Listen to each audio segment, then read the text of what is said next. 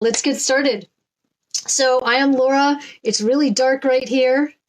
Hey, Christine. Oh, so good to see you. Fixing the dog's dinner. Yeah, I fed my dog early so that I could get to this class. If anybody hears any crunching, the dog is chewing on. She's a foster dog, and she hasn't really played with any toys yet. I've had her for about a month, and she picked up a piece of 2x4 that I had sitting on the windowsill that I was doing something with, or just a scrap, and anyway, she's chewing on it, and she's kind of right underneath the camera. She's right next to me right here. So if you hear anything crunching, that's the dog chewing on the 2x4. Hey, Brian, thanks for being here. Hi, everyone. So glad you guys are here. All right, so I am going to. So if you saw the theme for this week, I posted it in some places. I don't know that I even posted it on my own page, but I posted it on the Quakertown page, which is where I do a lot of my advertising, since the in-person class that I teach is in Quakertown. The theme for today is how are your five? So let me start off. I'm Laura. For those of you who don't know me, I know you guys have both met me or been here before or met me in person. But for other people who are here who haven't said hi yet, hey, Teresa. My name is Laura. I own the company Down Zen Healing. Among other things, I teach Qigong, which is a beautiful moving meditation that is, for me, it's a great compromise is not the right word, but kind of a compromise between, I never kind of caught on to yoga. I could always do it. I was a dancer and a gymnast, and I could do all the stretchy, bendy poses and everything, but I could not. I just never fell in love with it. And I always wanted to meditate, but sitting meditation was just torture to me. And so I discovered Qigong, which is kind of, it's much easier movement wise than yoga, and you're not sitting still, but you're still getting into this meditative state. And it's really been great. I've actually started doing sitting meditation, and it's been going a lot better. So yay, Qigong. Qigong is amazing for your health. I have not gotten sick for more than a couple hours, maybe, since I started Qigong. And, I say a couple hours, sometimes you feel like a cold is coming on. My nose will be a little runny, or my throat will be scratchy, or my ears kind of get itchy. And within a few hours, it's gone. It's been a really amazing thing. I think part of that is that it's very relaxing. It calms the nervous system. And when your nervous system is relaxed, your body can actually heal, and it can fight off invaders, like the flu virus or cold, or bacteria, whatever. So it's been really fantastic that I have not gotten sick since I started Qigong. So anyway, I highly recommend it. I do teach classes in person. I'm considering doing more classes online. So I know a couple of people have commented in the past, Quakertown's a little bit of a far drive, and I actually lived on the New Jersey border, and that's even further for a lot of people. So anyway, I'm gonna work on doing some online classes after all this clears up, even after we're back to the in-person classes. So today's theme is how are your five? Has anyone ever heard of that before? Is anyone familiar with how are your five? I know there's about a 20-second delay, so I'm just going to give a couple seconds for people to respond.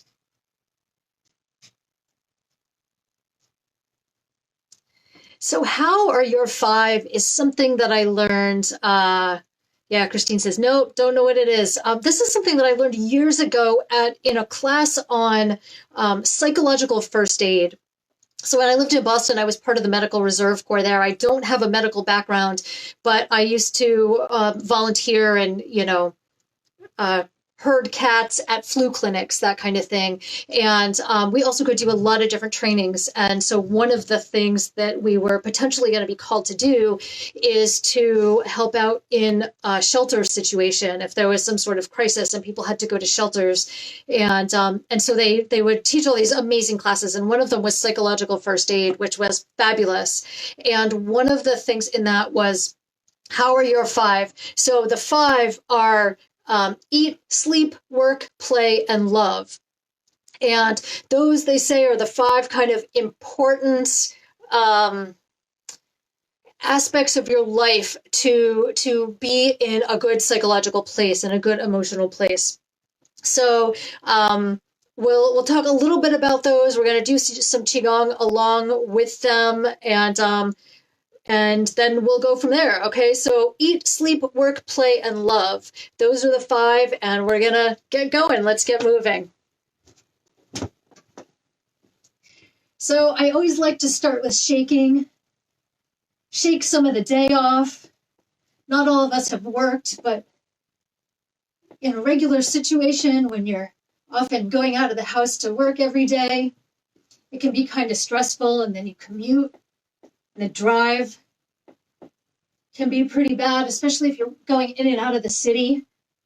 I lived right in Boston, and the traffic there was just horrible. I didn't have a car for a long time, and I bought one a couple years before I left. And it was almost 11 years that I didn't have a car, and I could not believe how much worse the traffic had gotten in that time. It was almost like it didn't matter what time of day it was, there was just always traffic. So it can be very stressful, and it's good to just kind of shake that excess energy off. I've been doing more vigorous shaking, right? So we talk about bending the knees and just letting the body bounce. If you're in a chair, you can flex your calves, lift yourself up on your toes a little bit. You can shimmy, shake your arms. I do like to do most of this standing, but you can do all Qigong exercises sitting, or almost all of them sitting, and even lying down if you need to. If I kick my feet, my slippers are going to go flying, so I'll take those off. I've just been feeling a lot of the gentle shaking hasn't been very good. It hasn't really gotten everything out that I need to get out, so I've been shaking a little more vigorously. Let's twist from side to side. And just let your arms fall against your body. They'll gently tap your body. Don't try to put them anywhere in particular. Just let them go where they go. And of course, if anything doesn't feel good, tone it down, modify it, don't do it. You can always do something else. The only rule that I have in Qigong, well, okay, there are a couple of rules. 1, enjoy yourself. 2, if I tell you to do anything that doesn't feel good, don't do it. So it's kind of like there are no rules. This should be your own practice, even if I'm leading you in certain exercises. It should be your own practice, and you should move in ways that feel good to you. All right. So let's come to a comfortable standing position. Feet are hip to shoulder width apart, a little bit narrower, a little bit wider if that feels more stable to you. At any point, you can close your eyes, you can relax into these movements. We'll do them a bunch of times, so they're pretty easy to do, and then once you know how to do it, you can kind of just move in your own way. The first one we're going to do is, we've actually done this before. It's called Phoenix Ascends the Flames. And this, I love this. This movement is like I'm flying. The hands float up to about shoulder height and then melt back down. So my arms are kind of loosey-goosey, right? I'm not lifting them straight up and bringing them straight down. I'm almost leading with my elbow in both directions. Like a bird flapping its wings, like the phoenix coming out of the flames. I guess that's why it's called Phoenix Ascends the Flames. And if you feel your body rocking forward and back a little bit, that's great. If you don't, that's okay too. I'm going to show you from the side here. It's pretty subtle, but we're just going to rock forward, shift the weight onto the balls of the feet, and then drop back into the heels. If this is too complicated for you, You can just stay with the arms.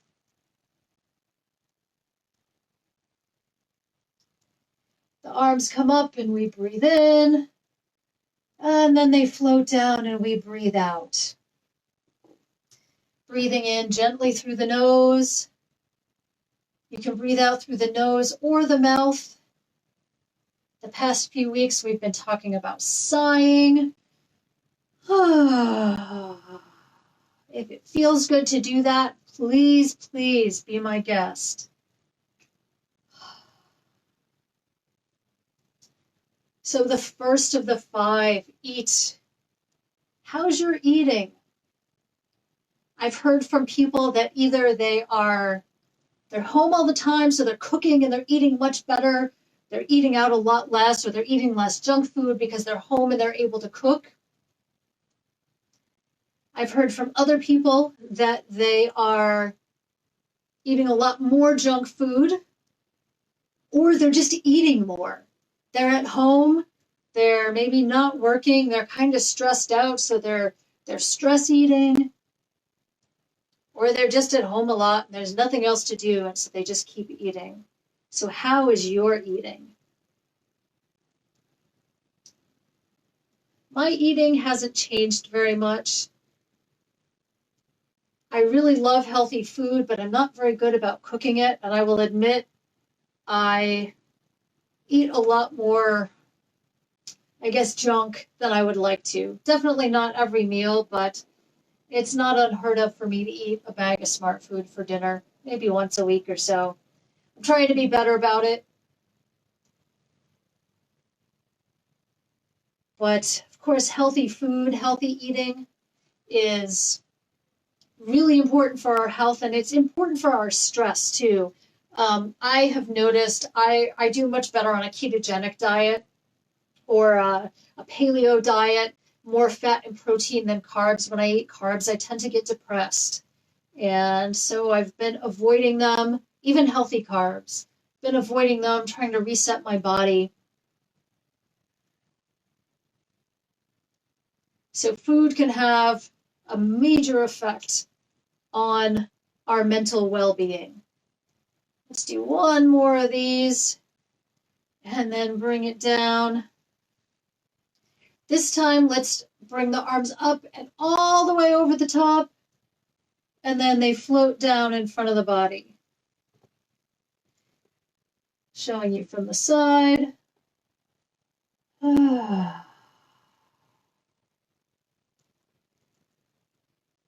So eating is, I'll say, one of my downfalls. It's probably the one I struggle with the most.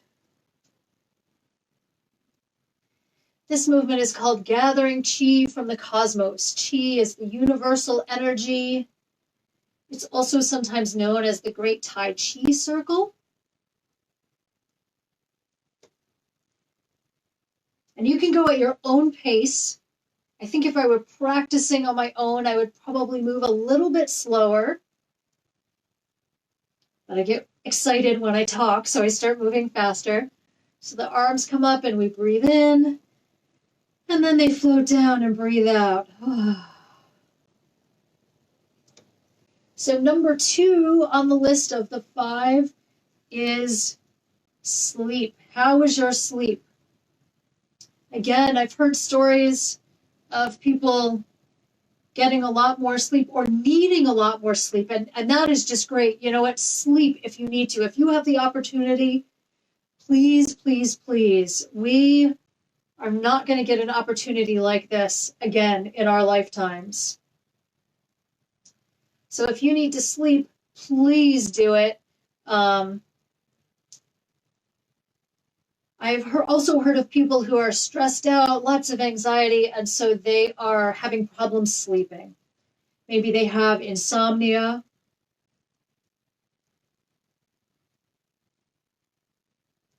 I would recommend, I'm a huge proponent of naps.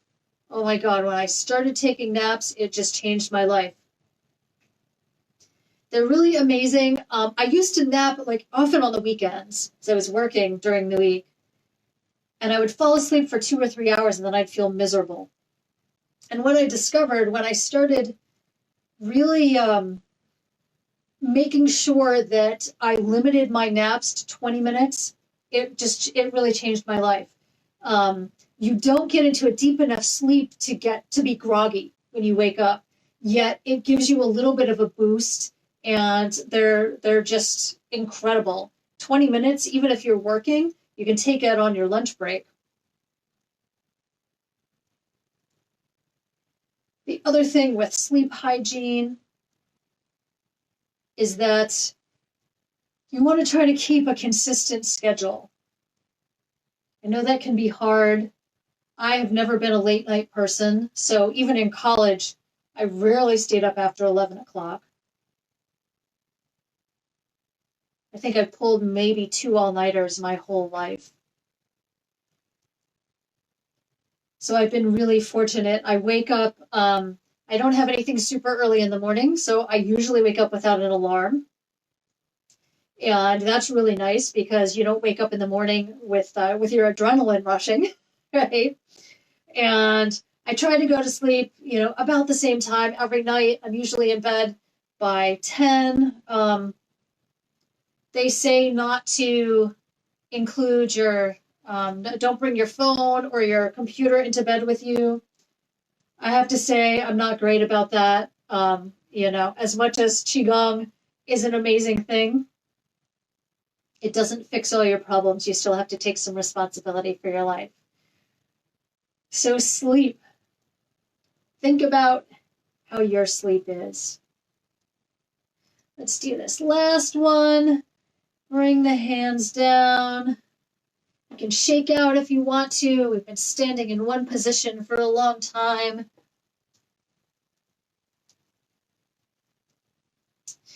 So this next movement that I want to do is called cloud hands. And this can be either really easy or really complicated. So we're going to try to do the easy version of it. And this is possibly one of my all-time favorite movements for Qigong. It might be number one. I always threaten that I'm going to do an hour-long class on this because it's just this amazing movement. So what we're going to do is take a slightly wider stance, maybe a little bit wider than your shoulders, if you're comfortable with that. If you're sitting,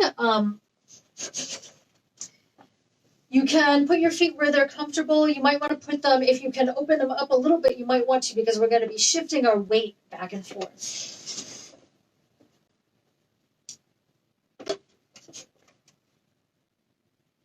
So feet are about a little wider than shoulder width apart, and we're just going to shift the weight back and forth. This is the first part of this. So it's kind of like we're swaying, but we're shifting weight.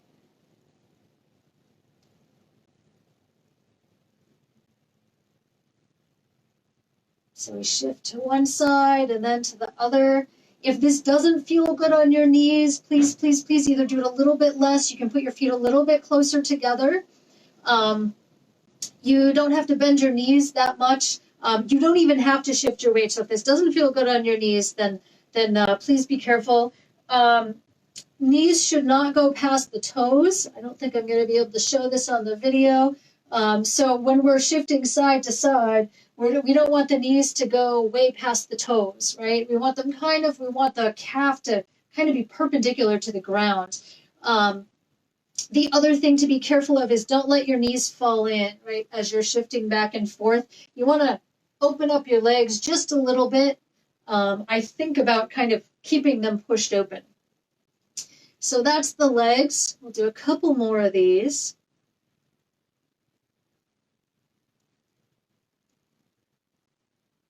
Now let's forget about the legs and let's move to the arms. So with the hands, you're going to hold a ball. So maybe this is a ball of chi, a ball of energy in front of you. And you're just going to turn it over and then turn it back. So you're going to flip it both directions.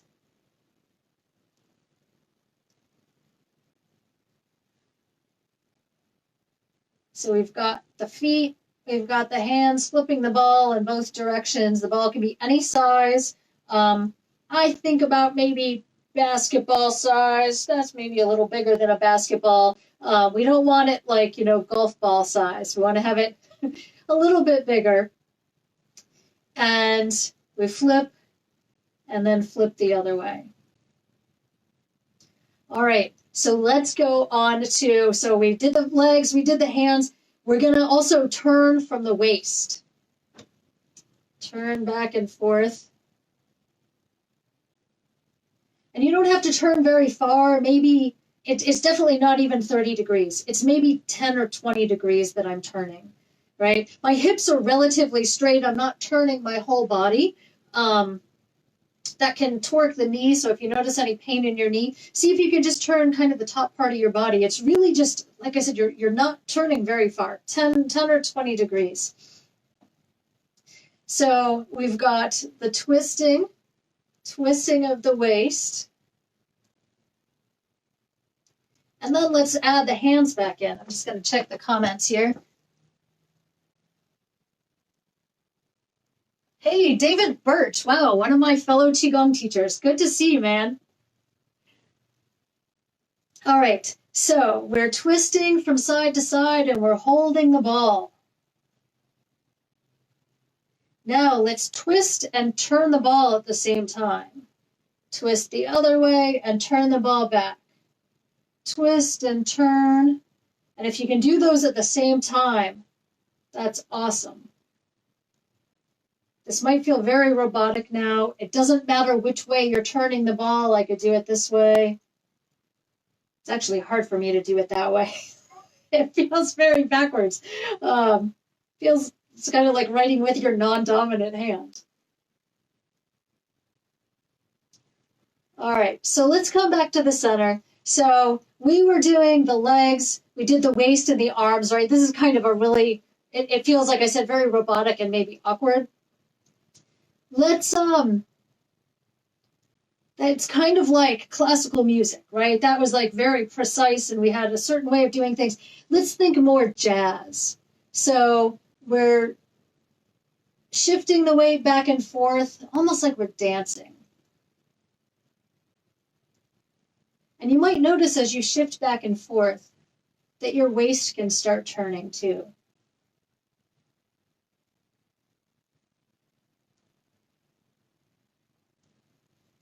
Can you shift and turn your waist? In this case, the hips do actually turn a little bit. So don't worry about keeping the hips perfectly straight. I'm kind of, if you looked at me from above, I'm kind of making an infinity symbol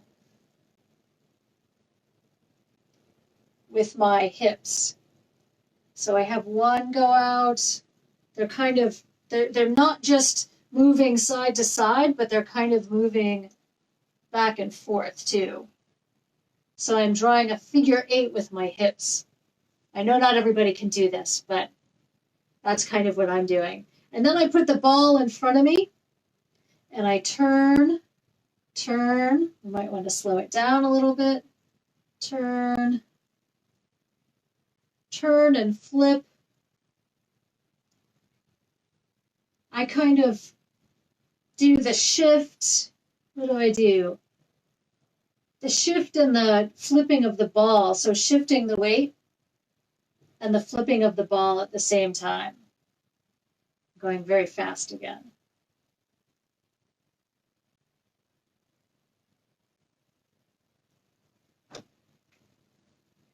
Now we've got this ball that's in front of us, right? But remember, we're not classical musicians now, we're jazz musicians. So we're going to improvise a little bit. Just let your hands move the way they want to move.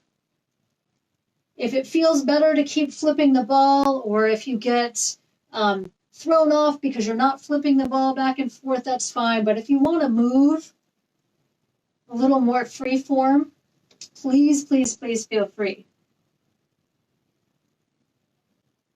So this is called cloud hands or wave hands like clouds. And I kind of think of it as the hands are clouds that go by you. They're floating by.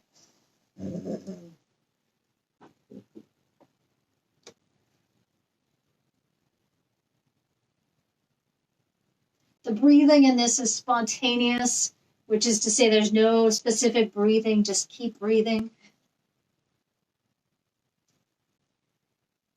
And as we move, I'm going to go into the third of the 5. So we had eat, we had sleep. The next one is work. Work is a big deal right now. A lot of people are discovering they can work from home, which in some ways is great. It offers a lot of flexibility. But on the other hand, you need to create your own structure.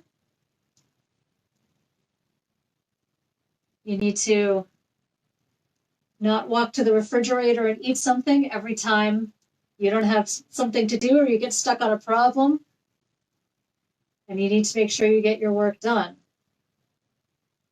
Or if you're not working, then of course there's that added stress of trying to apply for unemployment, or if you're self-employed, you have employees dealing with all the different programs that are out there to try to continue to pay your rent on space that you rent as a self-employed person.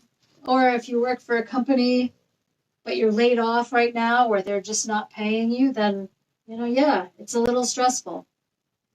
So work is a big deal. How is your work right now? How are you dealing with it?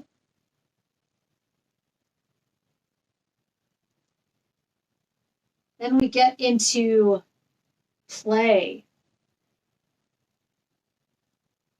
So play is something that I struggle with. I was always a good student. I was always a good worker. I did what I was told. And at some point, I forgot how to play. We all need play in our lives. I think as a society, we've kind of forgotten that. We've got a society that says, you've got to earn a lot of money, buy a house, buy a car, have 2.5 kids or whatever it is, your white picket fence, all that. And some people say, I'll play when I'm dead or I'll play when I'm retired. But it's important to have a balance. And if you're working, you also need to do a little bit of playing. And that playing doesn't necessarily mean going out to the bars with your colleagues and drinking every night after work, right? That's okay to let off some steam every once in a while, but when that becomes a way of life, maybe not that might be a way of avoiding your life rather than actually adding something fun to it. So what can you do to play? Do you have kids? Do you have any pets? Do you ever take time to just watch the way that they are? Watch the way that they move and how spontaneous they are. They just react to things.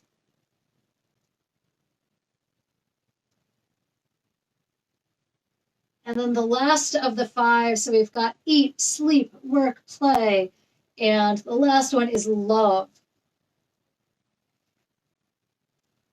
Do you have love in your life? Do you have someone who loves you? Do you love somebody or somebodies? It doesn't have to necessarily be a romantic relationship. It could be family or friends. And when we don't have that in our life, that can be something that we, that kind of it creates a void in our lives. So we need to make sure that we find things that we can love. It can even be a thing. Maybe not your car or your house, but, I don't know, maybe you love Qigong. I have to say, I love teaching, and I'm loving this online stuff. It's so awesome. I'm always so amped up after classes in general, and these online classes have been amazing. I wish I could see everybody. I've thought about doing Zoom, but, as a student, sometimes I just want to be anonymous. I don't want the teacher to necessarily watch me. I guess the students could turn off their videos if they wanted to. I have a free Zoom account, so I'm limited a little bit to the amount of time that I have. and, the number of participants, but I could probably do that. So if anybody's interested in Zoom classes instead of Facebook, let me know, because I would definitely be willing to do that. It does feel a little bit anonymous here, but I absolutely love teaching, and I love sharing this amazing art with people. We've been doing cloud hands now for, I don't know, 5 minutes, maybe 10 minutes. I'm not even sure how long. And I could do it for another, it's like that Arlo Guthrie song, Alice's Restaurant, right? I've been singing for 20 minutes. I could sing for another 20, whatever he says. I just love doing this. But I will bring it to a close. We can come back to an upright position. So sometimes when I'm doing this, I'm very free form, I don't know, Martha Graham kind of dancing. I just really, really, really get into it. So if you feel like if it moves you that way, then definitely, definitely, definitely do it. So let's come back to a more upright stance, hip to shoulder width apart. Just ground back into the ground. Feel that nice, stable base that you have on your feet or on your sits bones if you're sitting. And let's do 3 closing breaths. Breathe in. And out. You can sigh out or moan out if you want to. Breathe in. And out. One more. Breathe in. We're going to have a brief Q&A at the end in case anybody has questions or anything. I also want to say, thank you for coming. It's such a pleasure to be able to share this art with everyone. And I also have to thank the Healer Within Foundation. So they're posting a bunch of free and inexpensive classes that people are doing. And so I said I'd give them a shout out. They've listed my classes, and they're really amazing organization. They're working to spread Qigong just, around the planet. Roger Yanka, who has been doing Qigong for decades, I want to say probably 40 or more years. He started this foundation, and he's an amazing person. He's a Chinese medicine doctor and Qigong practitioner and teacher, and he has trained a whole bunch of teachers. I did a little bit of training with him, but he reached out to everybody and said, hey, if anybody has any classes, let us know and we'll post them. And so I have done that. I did tell them that I would request a $5 donation or however much you want to donate. If you want to do that, totally up to you. I'm, I don't want to push you into doing anything that you don't want to, but they are listing the classes. So let me look at the comments here. So a couple questions. Pets like Qigong too. They absolutely do. I have a face-to-face student who talks about how her cats and dogs react when she's doing Qigong, when she's practicing. It's so fascinating. They can really, really feel the energy and sense the energy and are much more aware of it than we are, I think, most of the time. Teresa, you love these online classes. Also awesome. Thank you so much. I will keep doing these. David says Zoom is temporarily unlimited due to COVID-19. I heard that. Yeah. So I'll have to check that out. I've been Complete Wellness, where I teach the in-person classes. They have a Zoom account, and so I've been playing around a little bit with it, and so I may be able to use that as well. Dog's getting wound up here. They say that greyhounds don't bark. That's actually not true. This is the 3rd foster I've had, and they've all barked. So, and I can extend if going over 40 minutes. Yeah, I'm not sure about with the free account, David, whether you can click to extend. I'll have to look. So, Christine, what's your advice on shore shoulders to keep the ball exercise? And after a while, my arms get sore. Yeah, so we actually did cloud hands for a really long time. So that's part of it. Normally, we would mix it up a little bit. But also, it's think about your shoulders when you're doing the exercise, right? Especially when we've got a lot of tension. We tend to pull our shoulders up and do the exercise, and then your shoulders will get really tired. If you kind of think about releasing that tension. That can help. And arms also, so there's a tendency to lift the elbows up. So think about just dropping the elbows, like kind of melting everything down. And you can also change, right? So we were doing the ball, but like I said, you could be a little more free form if you want to. And you can even let one hand down periodically, right? So you've got the ball, maybe we do the ball like this. We let the hands go down, right? So they're flipping down. So that's moving the arms. It's a little bit different movement, but play around with different things. I would say the biggest thing, though, is think about the tension in your shoulders, and also to drop the elbows, and that should help a little bit.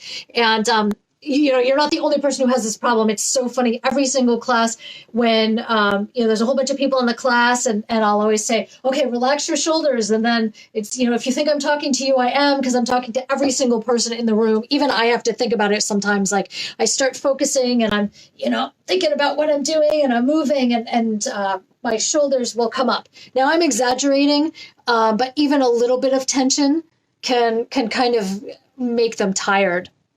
So we'll play around a little bit with that, and we'll I'll try to remember to mention that next time, because we did do that for a long time, right? I went through work, play, and love, I think, with cloud hands. So awesome. Oh, you did it a little less strenuous after a while. Yeah, perfect. That is so that's so awesome when people just kind of. I really like, I don't want you to look like me. If you have a different way of doing it, then that's totally fine. If you've got, I always use the example, if you have a bum shoulder and I ask you to lift your arms up and you can only lift one, just lift one. Doesn't matter. Totally, totally, totally make it your own, because that is what is going to make your life, it's going to make it so much more relaxing, and it's going to make you really love it. Nice. So Christine, your dog just, stopped bothering you. That's so great. Yeah, it really kind of, it brings the energy just to a really manageable level. So the next time Teddy is going a little bit crazy, just see what you can do. See if you can just like Phoenix ascends the flames, right? Just moving slowly or just breathing quietly, they pick up on our energy. So if you can do something like, even through the leash, I noticed the dog, I try to relax sometimes because the dog will be pulling. And if I just relax my own tension, then the dog will relax too. So that's so awesome. Got your blood moving. Awesome, Teresa. Hey, thanks, Brian. You're probably gone now. Sleep well. And, okay, Christine, so you say sounds like you have some shoulder or neck problems or some tension issues. So please, please, please take it easy and work within your own limits. And if there's anything in particular that I can help you with, let me know. If there's something like, sometimes it's interesting with Qigong, sometimes an old injury will come back. So what, according to Chinese medicine, what pain is stagnated energy, and sometimes stagnated emotions. And so emotions are energy. So sometimes it's emotional based, but it's the stagnated energy in your body, and the energy is trying to move through and it can't, because there's energy there blocking it. And so it can be really uncomfortable. So what will happen is, like, say you got into a car accident 20 years ago and you've always had kind of this crick in your neck, but it's really okay and you're kind of dealing with it. It hurt for a while, but it's better now. You start doing Qigong and it's almost like you've rewound the tape, and all of a sudden old pains will start coming back up. And obviously, as long as it's not debilitating, it's totally fine to just kind of work through it, be very gentle with yourself and work within your own limits. And what you might notice is that you rewind so far that you rewound back from before that car accident, and all of a sudden the pain is gone. It's really, really fascinating. So, regular practice of Qigong, and by regular, I mean daily, once or twice a day. It can be any kind of movement. So if you don't know any specific movements, you can either go back and watch the videos, or you can just make stuff up. Just any sort of slow, gentle movement. Maybe you're slow motion dancing. I don't know what you're doing. You're doing is this the pony? Whatever. So maybe you're like slow motion doing it, but you don't have your fists clenched. They're just very loose. You're doing this like just gentle kind of almost floating in clouds kind of movement. And that'll be great. So focus on that, focus on your movement and on your breathing. And that can make a big difference. So awesome. All right. Let's see. My other half said, while doing the cloud ball, it felt right when the ball was a perfect circle, no matter how big or small it was. That's so cool. That's, geometry is such an awesome thing, right? Like it kind of makes sense, right? Like having this thing that's a perfect circle as opposed to like an ellipse or I don't know. It's like there's, so Chinese medicine is based in nature. And yes, there's no perfection in nature, but there's a lot of perfection in the imperfection, I guess, and so how cool is that like it felt, I don't know how big you got, beach ball or, even bigger than that.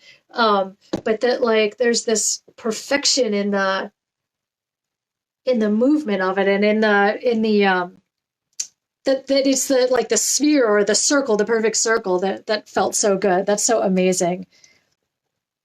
Yeah. PTSD pain. Yeah, just do so much and then relax. Yeah. So don't, Western exercise in general is about no pain, no gain. And Qigong is the opposite of that. So one of my teachers says, no pain, no gain. That's insane, right? We don't want to push ourselves too far. You have to kind of learn where your limits are because we are used to really pushing ourselves either physically or mentally or, in our work, whatever. We're used to always like sort of pushing in more, but it really is okay. And in fact, it's essential to rest and to take care of yourself. And so it's totally fine to stop. It's totally fine to be in a class and everybody's doing something. You're like, you know what? I need to rest for a little while. I need to sit down. I need to just stop moving. I need to do something different. That is absolutely, absolutely okay. So just do so much and then relax. And PTSD pain. Yeah, I actually have PTSD also. I know we've talked about this a little bit. But I don't have pain. So I have to look into that. But my guess is kind of like PTSD is kind of emotion based, right? And so emotions are, if it's the emotions that are causing the pain, then the Qigong will actually help to get rid of that. But again, sometimes you have to rewind through stuff and sometimes you have to not necessarily relive, but be willing for those emotions to come out so that you can, you can then let them go. So yeah, you didn't stop, just did lighter. That's awesome. Teresa, it felt more energetic when perfect. So that's cool. Yeah, Qigong is amazing. I wish I could see the energy. I actually have a colleague. I also do Qi healing, energy healing. And I have a colleague who can see the energy when somebody else is working on a client. And I go back and forth. I should actually practice, but it's really, really cool. He's like, he can tell where there's a problem and he can see how, like, say, my energy, if I'm treating someone, is interacting with the client's energy.